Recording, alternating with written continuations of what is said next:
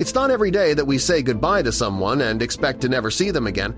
However, that was the case for one husband when he dropped his wife at the hospital. What was meant to be a routine appointment quickly turned into a decades-long mystery. In the end, Flora Stevens was found in the most unexpected place after she was missing for 42 years. But that wasn't the end of the mystery. In fact, for officers working the case, it was just the start of many more questions to come. But before we start, smash the like button and make sure to subscribe if you haven't, and hit that notification bell so that you won't miss any new stories. Like many others, it seemed Flora Stevens was living a normal life. She was 36 years old and living in Monticello, New York, back in 1975. But everything changed one fateful night. Florence, called Flora by her friends and family, was married to Robert Stevens but had been feeling under the weather and needed to see a doctor. Robert drove his wife to the hospital on the night of August 3, 1975, and assumed he would be picking her up a couple of hours later. However, the area was a busy tourist spot, meaning it was easy to lose people in the crowd. That was something Robert was about to learn the hard way. At the time, many thought that Flora and Robert Stevens had everything they could need. After all, Flora had a great job at the Concord, a hotel that was a booming part of the Catskills, a mountain range in New York, and welcomed thousands of visitors a year. The summer of 1975 had been no exception. At the time, the Concord had around 200 rooms, with Flora seemingly making a lot of income through tips she received from work. The area was a huge hit with visitors to the area, and the hotel had no plans of shutting down anytime soon. Just because things seemed stable in Flora's life didn't mean that was true. Robert Stevens dropped his wife at the hospital, left, and returned 2 hours later. However, it wasn't until he went looking for Flora Stevens that he realized she was nowhere to be seen. He looked everywhere, but it was as though Flora had disappeared into thin air. Robert immediately called the police, but things weren't looking good. The officers started to dig around into Flora's past to see if there were any clues about where she could have gone or someone who might be out to hurt her. They learned she was once a student at Lincoln High School in New York and about Flora's marriage to Robert. But that's where the trail started to go cold. From the moment Flora Stevens disappeared, officers did everything they could to see if they could learn about where she could have gone. However, Flora didn't seem to have any family in the area, and none of her friends or co-workers had been given clues about someone who might want to see her disappear for good. No one could figure out what happened after Robert Stevens dropped his wife at the hospital. Although many people from the neighborhood joined in the search for the missing woman, nothing ever came to light. The case was growing colder by the day, and with no new clues, the investigators were running out of options. Try as they might, the investigators working on Flora Stevens' case couldn't make evidence appear out of nowhere. Plus, they had fewer techniques at their disposal, meaning they were largely working with the things people saw or any evidence left around the area. CCTV wasn't largely used in the U.S. until the 1990s, despite being invented in the 20s. To make matters worse, DNA testing didn't become a part of U.S. police cases until 1987,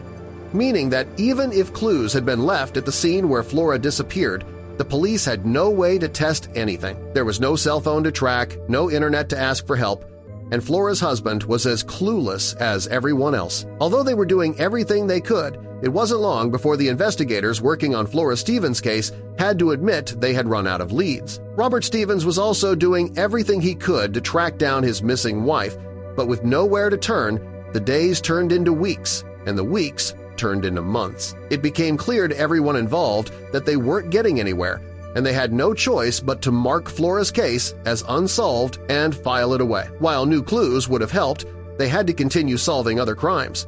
Still, Robert was desperate for closure and knew he would struggle to move on with his life without answers.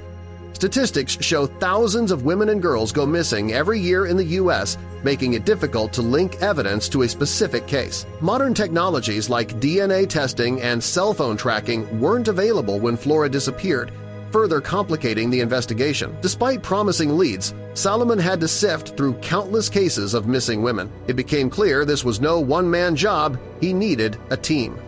Together, they began the massive task of sorting through cold cases, hoping to identify the remains and perhaps close Flora's file once and for all. Solomon, like many skilled detectives, trusted his instincts. To gain better insight, he returned to the area where Flora was last seen. Although the landscape had changed since 1975, he hoped for something that could move the case forward. A new clue soon emerged. Items found with the remains tied the woman to Sullivan County, where Flora once lived. This narrowed the field to just a handful of unresolved cases. One file remained a potential match, but the situation was still unclear. Eliminating all other possibilities was the only way to be sure. With Flora's name now on everyone's radar, Solomon needed solid proof. That meant matching DNA from the remains to a living relative. Unfortunately, the team discovered there were no known surviving family members to provide a comparison. The case, once again, stalled. One of the main challenges in solving Flora's disappearance was the passage of time. She had gone missing in 1975, and with each passing year, the evidence had grown colder. The lack of technological tools at the time meant much of what could have been collected back then was never documented. Compounding the problem, most of the original investigators were now gone, taking their knowledge with them. The break the team finally needed came when they learned more about the identification initially found with the remains. At last, they had a name to match the body, but things weren't as they seemed. Shockingly, the remains didn't belong to Flora Stevens after all, despite the overwhelming similarities. The woman had also worked in the Catskills and was reported missing around the same time as Flora. The coincidences were eerie, but it only meant one thing. Detectives now had two unsolved cases on their hands and still no closer path to finding Flora.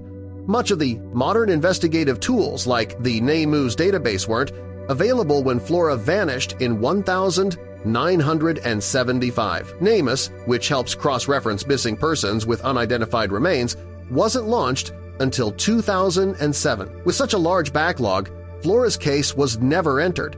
This lack of access had placed her case at a technological disadvantage for decades. Still, the similarities between the two disappearances made investigators wonder if something more sinister had happened. Two women missing from the same region at the same time, with similar profilicity, was a pattern too suspicious to ignore. Was this the work of a serial offender? Could Flora be another victim in a broader scheme that had gone undetected for over 40 years? The mystery had haunted Robert Stevens, Flora's husband, for decades. He was one of the last to see her, making him a suspect at one point, though he was later cleared. Determined to find answers, Robert never gave up. He spent years searching, replaying the past, hoping each anniversary would bring closure, but it never did. Tragically, Robert passed away 10 years after Flora vanished, never learning what had happened to his wife. His death left another gap in the investigation. No one remained to answer questions about Flora's final days. Any small details that might have mattered had vanished with him, making the case even harder to crack. Detective Rich Morgan now had to rely solely on the case files and any modern tools he could access. When it seemed all leads had dried up, he decided to try something unconventional searching, the National Social Security databases. It was a long shot, but worth a try. To Morgan's astonishment, Flora's Social Security number was still active. Someone had been using it. While identity theft was a possibility, the use of Flora's number was still the most promising lead in years. The trail led Morgan to Lowell, Massachusetts, 150 miles from where Flora had gone missing, and to a woman in an assisted living facility. Morgan called the facility and explained the case. The response was unexpected. Someone named Flora was indeed a resident. She went by the name Flora Harris, not Stevens, but the pieces began to align. The woman had been living there since 2001. This left detectives with two theories. Either Flora had been living under a new identity all this time, or someone had stolen her information and possibly played a role in her disappearance. The implications were massive. Was Flora alive and safe, or was this an imposter? There was only one way to find out. Detective Rich Morgan made the drive to Massachusetts, carrying with him years of unanswered questions and the hope that he was about to bring closure to one of the most mysterious disappearances in recent history. Within a few hours, the truth would finally be revealed. The idea of stealing someone's identity isn't new. Some do it to escape legal trouble, others for darker motives. Detectives could only uncover the truth once they reached the assisted living facility. If someone had truly been living as Flora Stevens, known as Flora Harris, they might have gotten away with it for decades. Knowing the woman at the care home suffered from dementia, the team brought photos to help jog her memory. One was of Flora herself. Upon seeing it, The woman whispered, "Me." When shown a photo of Robert, she recognized him. She also clung to a picture of the Concord, the hotel where she once worked. Detective Rich Morgan later recalled, "She wouldn't let that photo go." After 42 years, the mystery of Flora Stevens' disappearance in August 1975 had at least one answer. She had been found. Yet, many questions remained. Where had she been all those years? Why had she vanished? Unfortunately, Flora's dementia had taken its toll. She remembered little of her past and had spent the last 16 years in the care home. Authorities have remained quiet about certain details. Due to privacy laws, they couldn't reveal why Flora initially appeared at the hospital in 1975. However, they did note a nearby bus station and suggested Flora may have chosen to leave on her own. The mystery of how Flora ended up in the assisted living facility was also eventually solved. A court-appointed guardian from New York had been paying her bills for years. Mabuva, meanwhile, tried piecing together bits of her life. Flora hinted at an abusive marriage, claiming Robert mistreated her. She also shared memories of attending Woodstock in 1969 and working as a hairstylist. Some believe Flora still remembers more than she lets on. But that's speculation. What we do know is only the first 36 years of her life.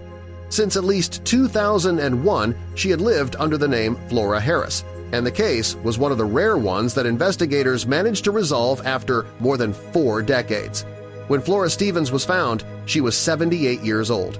Had the detectives not brought those old photos, they might have missed her completely. Further investigation revealed she had lived in care homes across New York City and New Hampshire before settling in Lowell, where her memory began to deteriorate. While the full story of Flora's disappearance may never be known, one thing is certain: she vanished on her own terms and managed to stay hidden for over 40 years. In the end, her disappearance wasn't just a mystery solved, but a life quietly rewritten.